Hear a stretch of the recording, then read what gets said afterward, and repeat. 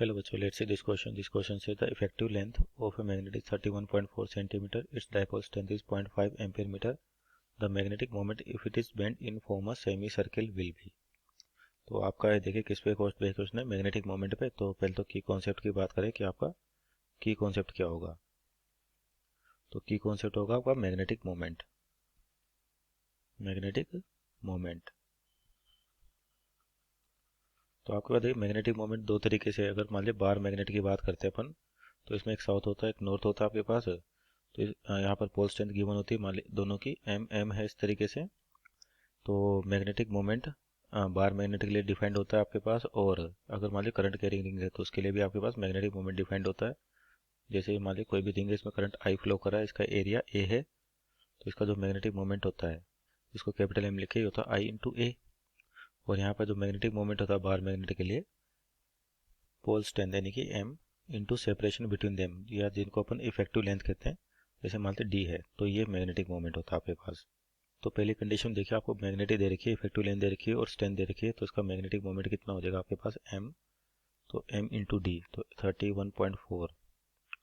Effective length होगी centimetre में, तो इसको मीटर में बदले 10⁻⁻² इंटू स्ट्रेंथ कितनी 0.5 एम्पियर मीटर। तो इसको मल्टीप्लाई करें आपके पास तो ये हो जाएगा 15.7 into 10⁻⁻² ampere metre square. Ampere metre square इसकी यूनिट आप यहाँ से बता सकते हैं आई इंटू ए से। तो ये तो हो गया बार मैग्नेट के लिए मैग्नेटिक मोमेंट। अब इसको किस में चेंज कर दिया, सेमी सर्कुलर आर्क में चेंज कर दिया कुछ इस तरीके से।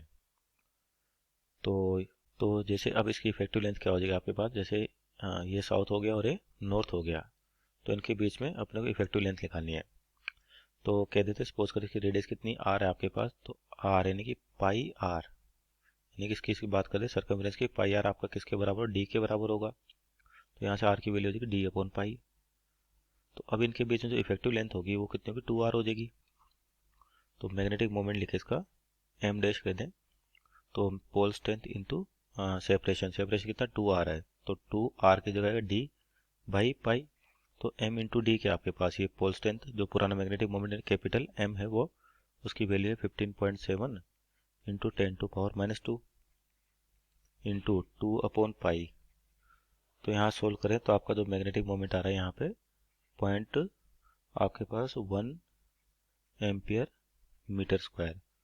सो our final answer is 0.1 ampere metre square. तो मीन्स ऑप्शन नंबर ए इसका करेक्ट आंसर होगा। Hope you understood well, best of luck.